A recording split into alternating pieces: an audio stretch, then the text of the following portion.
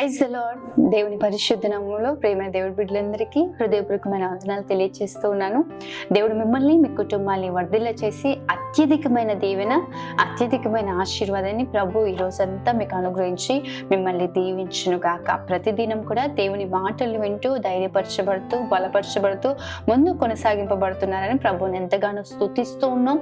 ఇంకా దేవుడు మిమ్మల్ని బలపరిచి ప్రతిదినము కూడా ఆధ్యాత్మికంగా దేవుడు మిమ్మల్ని వర్ధిల్ల చేయను గాక. ప్రతి ఒక్కరు కూడా ఈ రోజు చక్కటి మాటలు ప్రభు మనతో మాట్లాడబోతుండగా ప్రతి ఒక్కరు కూడా చదువు. లూకాసు సువార్త 6వ అధ్యాయము 21వ వచనం. ఇప్పుడు ఏడ్చుచున్న మీరు ధన్యులు, మీరు నవ్వుదురు.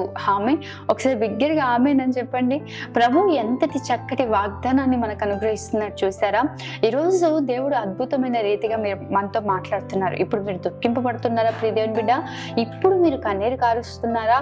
ఇప్పుడు మీరు శ్రమ పెట్టబడుతున్నారా? నిందల పాలైపోతున్నారా? అనేకులు మిమ్మల్ని అవమానిస్తున్నారేమో, అనేకులు మిమ్మల్ని బాధ పెడుతున్నారేమో, అనేకులు మిమ్మల్ని కృంగదీస్తున్నారేమో, వాటన్నిటిని చూస్తే నిశ్చయంగా కృంగిపోతున్నారేమో. కానీ ప్రియ దేవుని బిడ్డ, ఈరోజు దేవుడు మీతో మాట్లాడుతున్నాడు. ఇప్పుడు కన్నీరు కారుస్తున్నారా? అయితే మీరు ధన్యులు. ఎందుకు ఈ మాటలు ప్రభు చెప్తున్నాడు అంటే, నీతిని అనుసరించి నడుచుకున్న వాళ్ళారా, మనుషులు పెట్టు నిందలకు భయపడకండి అని ప్రభు మాట్లాడుతూ ఉంటాడు. మత్తయి సువార్త 5వ అధ్యాయంలో కూడా మనం చూసినట్లయితే చక్కటి మాటలు రాయబడి ఉంటాయి. నన్ను గురించి మనుషులు మిమ్మల్ని నిందించినప్పుడు, మిమ్మల్ని దుఃఖపరిచినప్పుడు, మిమ్మల్ని బాధ పెట్టినప్పుడు మీరు భయపడకండి, మీకు పరలోకమందు మీ ఫలము అధికమవుతుంది అని చెప్పి దేవుడు మాట్లాడుతూ ఉంటాడు. నిజమే ప్రియ దేవుని బిడ్డ, దేవుడు ఈరోజు నువ్వు ఆత్మ విషయమై, దేవుని విషయమై దుఃఖింపబడుతున్నావేమో, దేవునిలో జీవించడాన్ని బట్టి అనేకమైన శ్రమలు కలుగుతున్నాయేమో, అనేకమైన ఇబ్బందులు కలుగుతున్నాయేమో, అయినను ధైర్యం తెచ్చుకోనండి. ఎందుకు ఈ మాటలు చెప్తున్నాను అంటే, ప్రభులో ఉంటే శ్రమ కలుగుతుందా? ప్రభులో ఉంటే ప్రభు శ్రమలన్నిటి నుంచి విడిపించాలి కదా. దేవుడు కలుగుతున్న ఆపదల నుంచి విడిపించాలి కదా. దేవుడు అన్ని విధాలుగా నన్ను ఆశీర్వదించాలి కదా, అన్ని విధాలుగా నన్ను దీవించాలి కదా అని అనేకులు అనుకుంటుంటారు. నిజమే ప్రియ దేవుని బిడ్డ, ప్రభువు నిన్ను అన్ని విషయాల్లో ఆశీర్వదించగలిగిన దేవుడు, ప్రభు నిన్ను అన్ని విషయాల్లో దీవించగలిగిన దేవుడు. అయినప్పటికీ మనం ఏర్పరచుకున్న మార్గం ఎటువంటి మార్గం అంటే, చూడండి మత్తయి సువార్త 7వ అధ్యాయం 14వ వచనం చూసినట్లయితే, జీవమునకు పోవు ద్వారము ఇరుకును, ఆ దారి సంకుచితమై ఉన్నది, దాన్ని కనుగొని వారు కొందరే. ఈరోజు మనం ఏ మార్గాన్ని ఏర్పరచుకున్నామంటే, నిత్య జీవ మార్గాన్ని ఏర్పరచుకున్నాం. ఈ మార్గము ఎటువంటి మార్గము, ఎటువంటి మన ప్రయాణం ఎటువంటిది అంటే ఇరుకు మార్గం అంట, సంకుచితమై ఉందంట, దాన్ని ఏర్పరచుకున్న వారు కొందరే. నిజమే ప్రియ దేవుని బిడ్డ, ప్రభువులో ఉన్నప్పుడు, మనం దేవుని వెంబడిస్తున్నప్పుడు మన జీవితంలో శ్రమ కలుగుతుంది, మన జీవితంలో ఇబ్బందులు వస్తాయి, పోరాటాలు వస్తాయి. శోధన సహించువాడు ధన్యుడు, అతడు తను ప్రేమించిన వారి కొరకు సిద్ధపరిచిన జీవ కిరీటాన్ని పొందుకుంటారని ప్రభు వాగ్దానం చేస్తూ ఉంటాడు. మీరు సహించగలిగినంత కంటే అధికముగా నేను మిమ్మల్ని శోధించును, అయినను శోధన తప్పించుకునే మార్గాన్ని మీ కొరకు నేను సిద్ధపరుస్తాను అని ప్రభు వాగ్దానం చేస్తూ ఉన్నాడు. నిజమే, ఈ ఇరుకు మార్గంలో అనేకమైన ఆపదలు కలుగుతుండొచ్చు, అనేకమైన శోధనలు కలుగుతుండొచ్చు, అనేకమైన నిందలు, అవమానాలు నీ జీవితంలో కలుగుతుండొచ్చు. అయినప్పటికీ ప్రియ దేవుని బిడ్డ, మనమందరము కూడా వాటన్నిటినీ జయించి నిలబడగలిగినట్లయితే ప్రభు సంపూర్ణమైన సంతోషాన్ని మనకు కలగచేసే దేవుడు. ఈ రోజున ఈ లోకంలో చాలా మంది ధనవంతులు, పేరు ప్రఖ్యాతలు కలవారు, చాలా మంది ప్రభువుని ఎరగని ప్రజలు సంతోషంగా ఆనందంగా జీవిస్తూ ఉన్నారు. వారి జీవితం ఆనందంగా కొనసాగింపబడుతుంది. బైబిల్ గ్రంథంలో కూడా మనము ధనవంతుడిని, లాజరుని మనం చూస్తూ ఉంటాం. వారిలో ధనవంతుడు ప్రతిదినం సంతోషంగా విందులు చేసుకుంటూ హ్యాపీగా జీవిస్తూ ఉన్నాడు. లాజరు ధనవంతుడు బల్లం మీద నుంచి పడి రొట్టెలు తింటూ కుష్టి వ్యాధి కలిగి చాలా భయంకరమైన పరిస్థితిలో ఉన్నాడు. కానీ ఒకానొక స్థితి వచ్చింది, ఒకానొక రోజు వచ్చింది. ఏం జరిగింది, ఏం సంభవించింది అంటే, లాజరు అబ్రహాము రొమ్మున ఆనుకొని ఉన్నాడు, ఆ ధనవంతుడు అగ్నిలో కాల్చబడుచున్నాడంట. ఈరోజు ఈ లోకంలో నువ్వు దుఃఖింపబడినా పర్లేదు, ఈ లోకంలో నువ్వు కన్నీరు కార్చినా పర్లేదు, ఈ లోకంలో నువ్వు శ్రమ పెట్టబడ్డా పర్లేదు, కానీ నువ్వు నిత్య రాజ్య వారసులుగా మార్చబడినట్లుగా ప్రయాసపడండి ప్రియ దేవుని బిడ్డ. నీ జీవితంలో సంతోషం కలగాలని, నీ జీవితంలో ఆనందం కలగాలని వ్యతిరేకమైన మార్గాల్లోకి వెళ్ళిపోకండి. ప్రభువుకు ఆయాసకరమైన వాటిని చూస్ చేసుకోకండి. దేవుని నడిపించే శ్రేష్టమైన మార్గంలో నడిపింపండి. దేవుని మార్గంలో అనేకమైన శ్రమలు కలుగుతాయి, ఇబ్బందులు కలుగుతాయి. అయినను దేవుడే మనందరినీ వాటన్నిటిలోంచి ప్రభు తప్పిస్తాడు. ఎందుకు ఇంత ధైర్యంగా చెప్తున్నాడంటే యేసయ్య చక్కని మాటలు చెప్తా ఉంటాడు. చదవండి, యోహాను సువార్త 16:33 చూసినట్లయితే, నా యందు మీకు సమాధానము కలుగునట్లుగా ఈ మాటలు మీతో చెప్పుచున్నాను. లోకములో శ్రమ కలుగును, అయినను ధైర్యము తెచ్చుకొనిడి, నేను లోకమును జయించి ఉన్నానని ప్రభు చెప్తా ఉన్నాడు. హల్లెలూయా. దేవుడు ఎంత చక్కగా మనతో మాట్లాడుతున్నాడు చూడండి. ప్రభు చెప్తున్న మాట, మీతో సమాధానం కలగవాలని మాట చెప్తా ఉన్నాను. ఈరోజు ఈ మాటలు విని మేము ఎందుకు ఏడవాలండి? దేవుళ్ళో ఉంటే మాకు ఎందుకు కన్నీరు కావాలండి? దేవుళ్ళో ఉంటే మాకు ఆనందం కలగాలి కదా, దేవుళ్ళో ఉంటే మాకు సంతోషం కలగాలి కదా, ఎందుకు మా జీవితంలో కన్నీరు అని అనుకుంటున్నారేమో. కానీ ప్రభు చెప్తా ఉన్నాడు, మీతో సమాధానం కలగాలి. ఈ మాటలు చెప్తా ఉన్నాను. ఏంటి అంటే, లోకంలో శ్రమ కలుగుతుంది, అయినను ధైర్యం తెచ్చుకోండి, ఎందుకంటే నేను లోకాన్ని జయించున్నాను. ధైర్యం తెచ్చుకోండి ప్రియదేవుని బిడ్డ, ధైర్యం వహించి మేలు చేయుటకు యెహోవా మీతో కూడా ఉన్నాడని ప్రభు వాగ్దానం చేస్తూ ఉన్నాడు కదా. నిశ్చయంగా ధైర్యం కలిగి ఉండండి. ఈరోజు కన్నీరు కారుస్తుండొచ్చు, శ్రమ పెట్టబడుతుండొచ్చు. ప్రభు నీ దుఃఖ దినములను సమాప్తపరచబోతున్నాడు.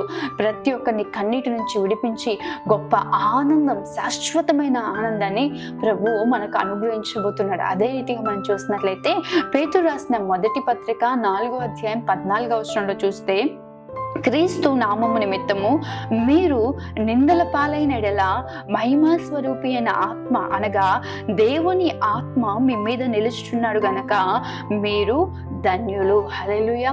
ఒకసారి బిగ్గరగా ఆమేన్ అని చెప్పండి. ఒకవేళ నిజమే ప్రియ దేవుని బిడ్డ, ఈరోజు దేవుణ్ణి నువ్వు ఎన్నుకుంటే, దేవుని మార్గంలో నువ్వు నడిపింపబడటాన్ని బట్టి, ప్రభువుని వెంబడించడాన్ని బట్టి అనేకమైన శ్రమలు కలుగుతున్నాయేమో, అనేకమైన నిందలు నువ్వు చూస్తున్నావేమో, అనేకమైన పోరాటాలు నువ్వు ఎదుర్కొంటున్నావేమో.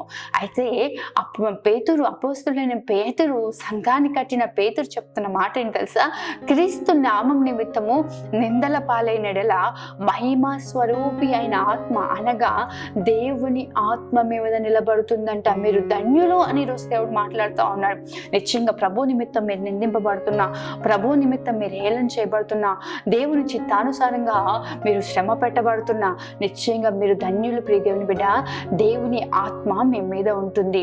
అదే రీతిగా మనం చూస్తే ప్రకటన గ్రంథం 21:4 చూసినట్లయితే, ఆయన వారి కన్నుల ప్రతి బాష్ప బిందువును తుడిచివేయును. ఆమేన్. ఒకసారి బిగ్గరగా ఆమేన్ చెప్పండి. దేవుని నిత్య రాజ్యంలో క్రొత్త ఆకాశము, క్రొత్త భూమి ప్రభువు మన కొరకు సిద్ధపరుస్తా ఉన్నాడు. అక్కడ ఏం జరగబోతుంది అంటే, నీ కన్నుల ప్రతి బాష్ప బిందువును ప్రభు తుడిచబోతున్నాడు. మనం మొదటిగానే చదివాం కదా, ఇప్పుడు ఏడ్చున్న మీరు ధన్యులు, మీరు నవ్వేదరని.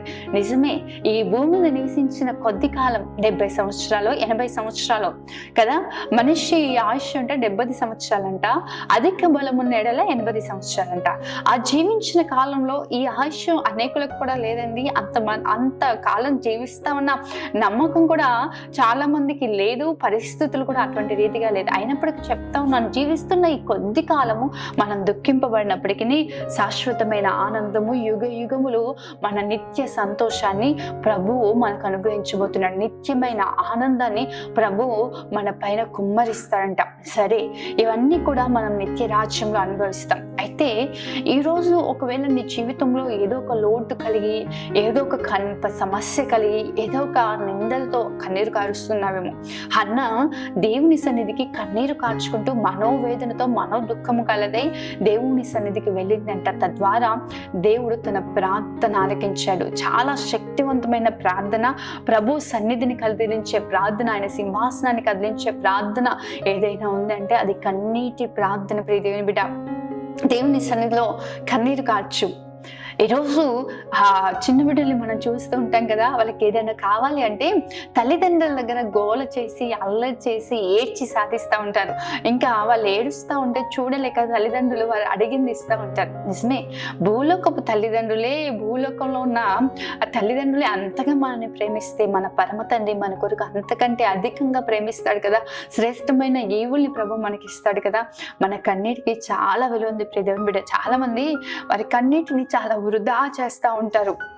ఎలా అంటే మనుషుల దగ్గర ఏదో ఒక చిన్న చిన్న విషయాలకి అనవసరంగా ఏడ్చేస్తూ ఉంటారు.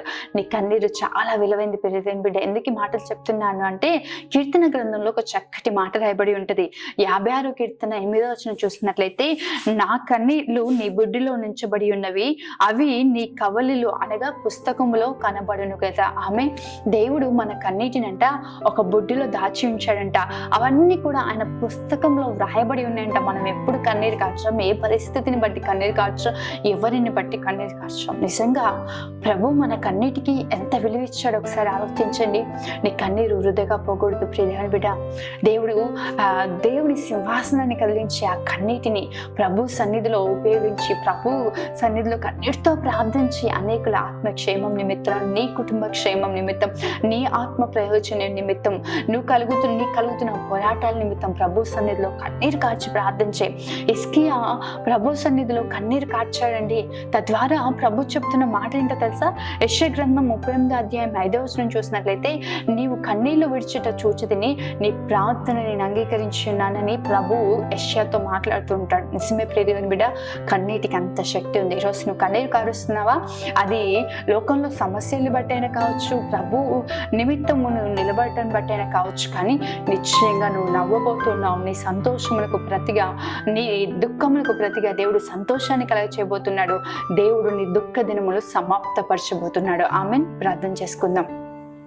మహోన్నతుడైన తండ్రి, సర్వశక్తిమంతుడైన దేవ, సకల ఆశీర్వాదాల కారణభూతుడా, నీకే వందనాలు, స్తోత్రాలు ప్రభా. ఎంత అద్భుతమైన రీతిగా మీరు మాతో మాట్లాడారు ప్రభా. ఈ మాటలు నీ బిడ్డల జీవితాలు, అందరి జీవితాల్లో ఫలభరితంగా మార్చండి ప్రభా. ఇప్పుడు కన్నీరు కారుస్తున్నారేమో, శ్రమ పెట్టబడుతున్నారేమో, దుఃఖిస్తూ ఉన్నారేమో, కానీ ఈరోజు ప్రభా వాగ్దాన పూర్వకంగా మాతో మాట్లాడారు, మీరు నవ్వేదరు అని. నిజమే ప్రభా, వారి దుఃఖములకు ప్రతిగా గొప్ప సంతోషాన్ని మీరు కలగచేయబోతున్నందుకు స్తోత్రాలు.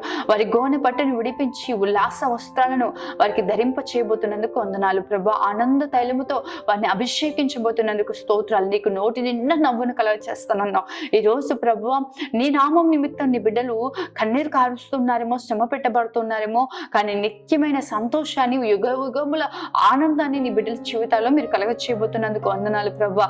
ఈ లోకంలో వారు కలుగుతున్న శ్రమలు, వాళ్ళు కలుగుతున్న పోరాటాలు బట్టి కన్నీటితో నీ సన్నిధికి వస్తా ఉన్నారేమో. ఏ విధంగా హన్నా, హిజ్కియా నీ సన్నిధికి వచ్చారో అట్టి రీతిగా వస్తూ ఉన్నారేమో, కానీ నిశ్చయంగా ప్రభా ఈరోజు వారి కన్నీటిని ప్రభా నీ కవిల్లో దాచి, అయా నీ పుస్తకంలో వాటిని వ్రాసి ప్రభా వారి కన్నీటికి సమాధానం కలగచేసి గొప్ప సంతోషాన్ని వారి హృదయాల్లో మీరు ఉంచబోతున్నందుకు స్తోత్రాలు ప్రభా.